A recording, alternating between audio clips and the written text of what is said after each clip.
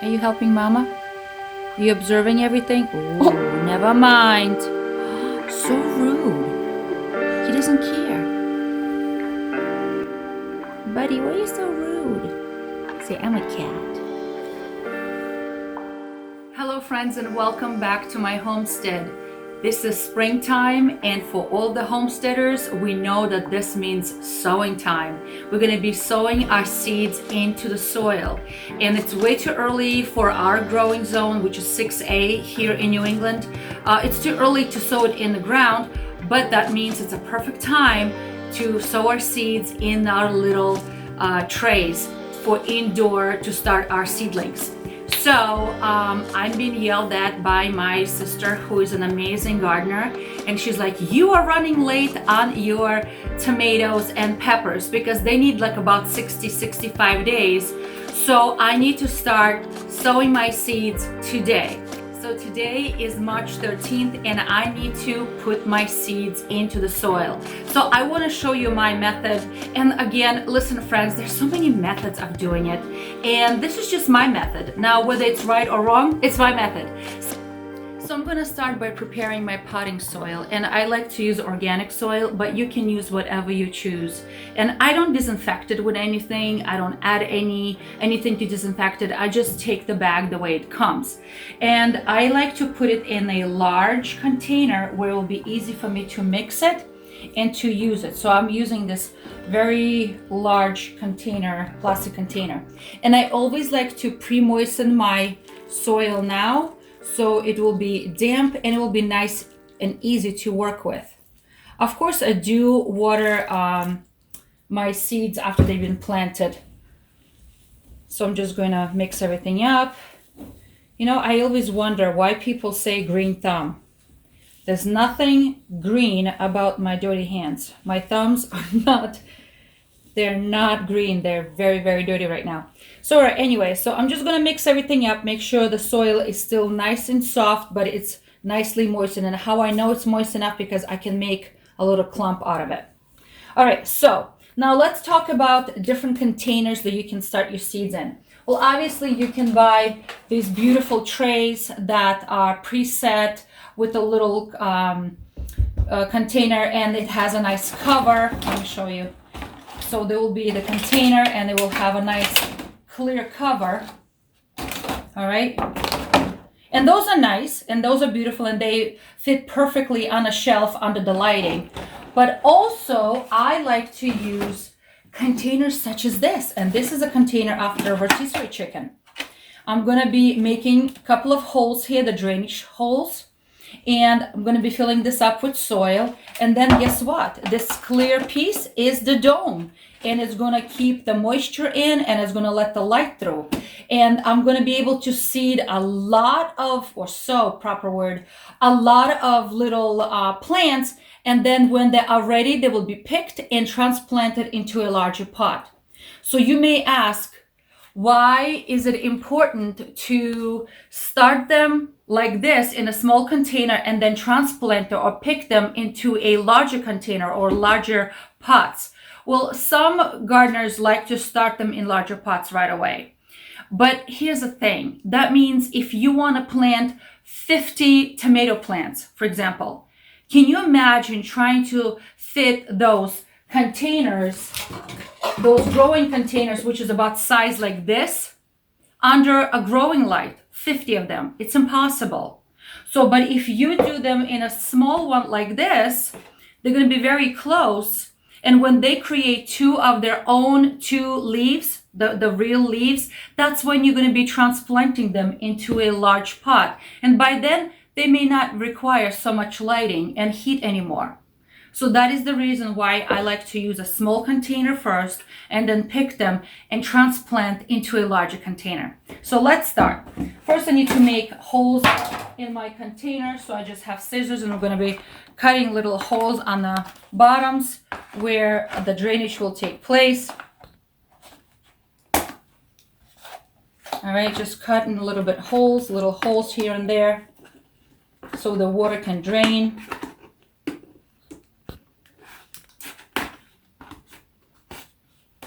One more for good measure. All right. So I've got some holes on the bottom, perfect, right? And now I'm gonna be filling this up with soil. I think I made this hole a way too big. So I can protect it by putting a newspaper on the bottom, okay, just like this, so the soil doesn't fall through. And I'm gonna be filling it up with loose soil, okay? I like to shake it, make sure it's nice on the bottom. How much? About, I wanna say about 3 inches if possible. Okay,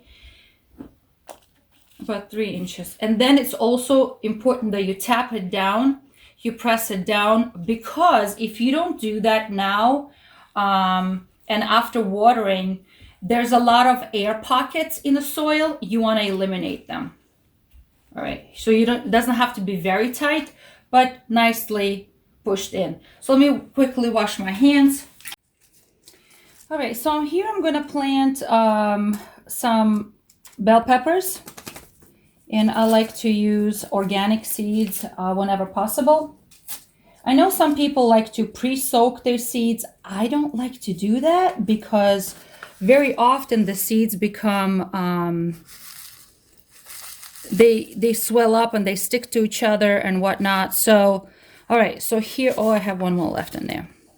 All right, so here are my seeds, and I'm going to just sprinkle them around, okay? Make sure they're not too close together. All right, I'm just gonna sprinkle them around because it really doesn't matter. I mean, the location does matter, but it's not a huge deal. All right, so they all have kind of a little bit of space for each other. Now I'm going to be sprinkling soil on top. And how much? Well, here's the rule of thumb. So if you look at this tiny little seed, so if you add them together, so the soil should cover them like 2 seeds, the height of 2 seeds together. So basically, what is this? If you look at centimeters, probably like 1/2 centimeter. And if it's in inches, probably close to, I don't know, like 1/4 inch or so. So now I'm just going to be sprinkling the soil on top. Okay. Very gently sprinkle on top, and it's already moistened soil. So, and that's why I really don't have to water anything. And now I'm just going to tap again to eliminate those air pockets. Eliminate those air pockets, and that's all she wrote, but that's not all. Now I'm going to be adding a label, and you can buy those fancy labels, but if you're frugal, I just take an old yogurt container that I have here, and I cut a piece of plastic just like this, and I'm going to be writing the name on it. And these are red night peppers and the date I have planted them. Okay, and I'm gonna stick it somewhere in here. All right, somewhere in the edge. And remember my fancy cover, super fancy, super high tech. So now I'm gonna bring that container in the house, and I have these special shelves that I have set up near the wood stove with the growing lights attached. And I'm gonna put it on the shelf and wait until they germinate. They don't need lights right now. All they need is warmth.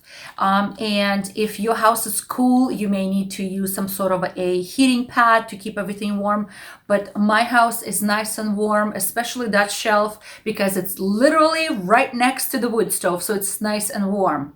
When the seedlings begin to perk through the soil, I'm going to turn the growing lights on, and I'm going to keep the growing lights on for about 12 hours, maybe even more per day, to give them a chance to grow. And then when they create 2 independent leaves, not the first 2 little leaves, but 2 real independent leaves, I'm going to be picking them and transplanting them into a larger pot. This little container I'm going to use to plant my tomatoes, and it's a container that was plastic container after grapes, and I like it because it's clear and it already has drainage holes, but those are very large drainage holes, so I'm going to line it with a newspaper just to prevent soil from falling out and not making a mess in my house. And I'm also going to be planting a lot of tomatoes because we grow a lot of tomatoes in our garden. We feed our family. I preserve a lot for the winter. I make a lot of sauce. So we love tomatoes, and we plant approximately 65 plants every year. So friends, if you only growing 1 or 2 plants or 1 or 2 pepper plants, it's probably not worth of you growing these seeds from scratch. You can go and buy them at your local nursery. But for me, this way is a whole lot more cost effective and a whole lot more frugal to start seeds myself, because the seeds are cheaper. I saved them myself last year, and I'm going to be growing this year to feed my family because we have a large garden. Here are my shelves with the lighting for the seedlings. Aren't they fun? Aren't they pretty? So the shelf is sitting literally right next to the wood stove. So on the cold days, the wood stove is going and everything is nice and warm. But also the lights that I have here as well, they also produce heat, and it's nice and warm underneath of them as well. I turn the light on for about 12 to 14 hours a day, and I turn it off for the nighttime. So I kept everything covered to create a greenhouse atmosphere where it's nice and moist inside with little condensation. But I think at this time, it's important that I open them up and allow the air circulation and the soil to dry up. So here is a packet I have here of tomatoes, and I have 3 different types of tomatoes, and they all germinated at a different time, which is quite okay. But these guys, look at them. These are my homemade Sarmanzanos that I saved up the seeds from last year. They're huge forest. So I will have to be picking them and transplanting them into bigger pots pretty soon, but not yet, because right now they still only produce 1 single leaf, and it's too soon. I have to wait for the real 2 leaves to come in. Here's a whole full tray of cabbage. I think it's way too much, but we'll see what happens. But it's totally beautiful. I'm super excited to see what happens. Friends, I hope you have started your seeds already. So this is for my growing zone 6A, and I hope that the plants will be ready to be transplanted into the soil Memorial Day weekend, because that's when I usually plant everything.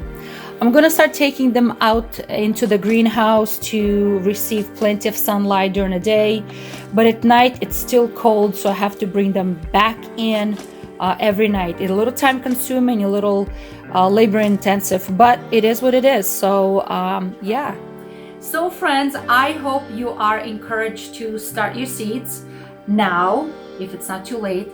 But it's perfect time, I believe, for our growing zone. So I'm starting them today on March 13th, and I just hope and pray that they grow strong and healthy. In the meanwhile, friends, stay encouraged and try something new.